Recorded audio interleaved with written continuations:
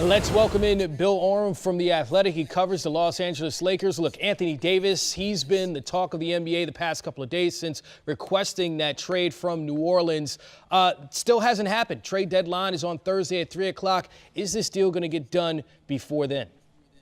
I mean, I think there's a lot of skepticism that there's going to be a deal between the Lakers and Pelicans before the trade deadline. I've talked to a lot of people around the Lakers who, certainly not the people who are proposing the trade, but just people who are part of the team, traveling with the team, who are just skeptical that there's a deal that can be made before the trade deadline. Everybody understands that the Pelicans have a lot of options and will have more if they can wait till the summer when Boston gets involved, and which is why you're hearing so much about this deal right now. There are people on LeBron James's side who are trying to facilitate a deal to the Lakers to create the impression that there is not that Anthony Davis is not interested in being anywhere else and scare other teams off.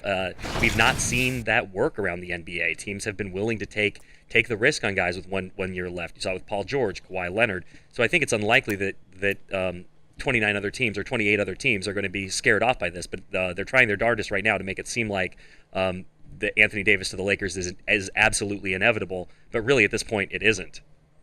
Let's say the Lakers don't trade for Anthony Davis before Thursday. What's plan B? Well, I mean, I think plan B is to preserve all the cap space you can and get into the summer and do your best to attract one of those other guys who's available.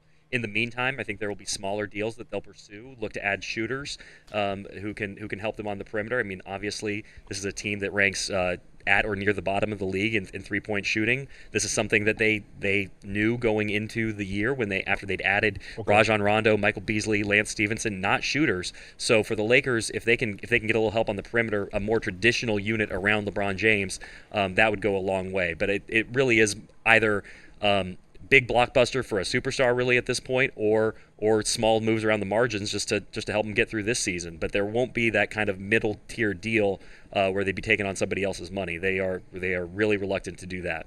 Hey, Bill, Caron Butler here. Just want to pivot away from the Anthony Davis discussion for a second and just talk about the morale of the ball club right now, the young guys, the young nucleus.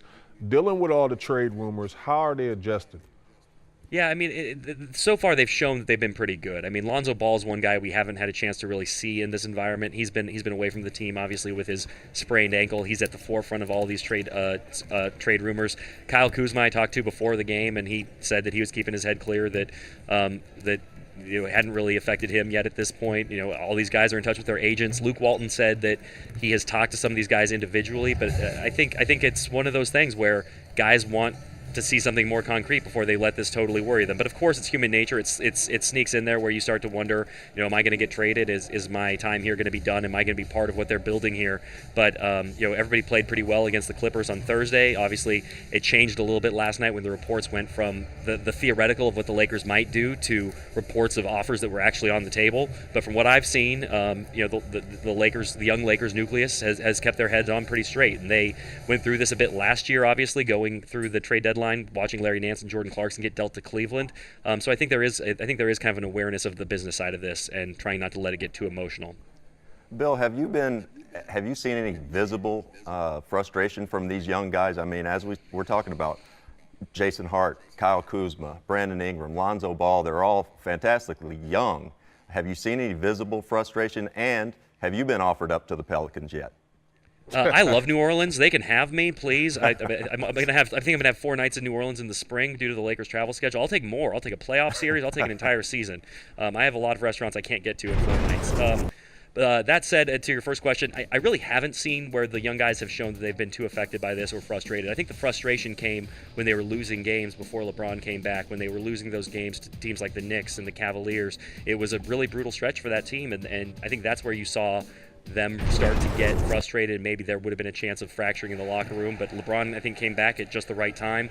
The Lakers had fallen to 9th in the West. They're still there, but obviously have climbed back to within a game of the Clippers before their win today. So I think that they're in terms of this unit staying together, I think they've done a good job up to this point.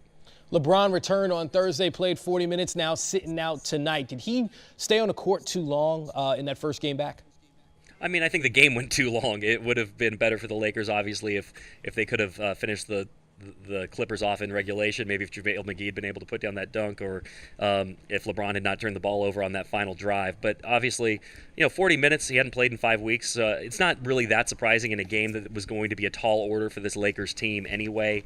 Get him some rest. Let him recover. The Lakers don't play for another 2 days when they are in Indiana on Tuesday. Big final stretch before the playoffs, or excuse me, before the All-Star break as they try to get to the playoffs. They go to Indiana, Boston, Philly, and then the Hawks right before the All-Star break. That is a tough stretch, and if LeBron James is going to really get the Lakers to the postseason, which obviously is not a guarantee at this point after the 6-11 stretch when he was injured, they need him to be his absolute best for those games and hopefully go in and steal one in Boston or Philly, which are very difficult places for him to play, obviously. Yeah, I definitely felt like he should have had some type of minutes restrictions after being out so long.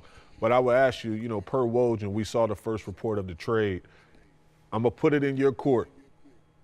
Who do you trade, and what are you willing to part ways with to acquire Anthony Davis?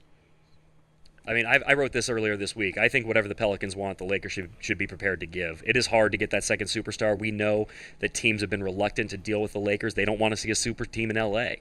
And so if the Pelicans are willing to make a deal, even if it causes you to completely empty your cupboards, I think having LeBron James, the best player in the league right now, the best player of this generation, and then a superstar, a 25-year-old superstar in Anthony Davis to kind of build around in the future, you probably make whatever deal the Pelicans ask for, even if it's all the young guys. The problem is, obviously we saw the reports they started with what was considered a low ball offer, and they'll go from there. I would expect as we get closer to Thursday's deadline, the Lakers' offer will continue to increase. I mean, obviously it wouldn't make sense for them to come out day one, say take everything, because then you'd live the rest of your life wondering if you could have gotten him for less. But I think the Pelicans are holding out for that maximum offer, and I would be very surprised if by 11:59 Pacific time on Thursday, the Lakers aren't saying, okay, whatever you want. Because to get that second guy, especially looking at this free agent class in 2019 this summer, Kawhi Leonard, Kyrie, Klay Thompson, Kevin Durant, Jimmy Butler, none of those guys feel like real fits with the Lakers or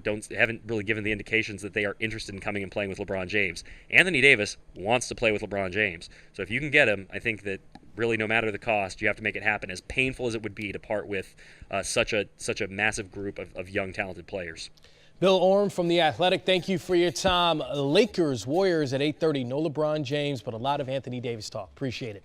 Thanks, Bill. Thanks, guys.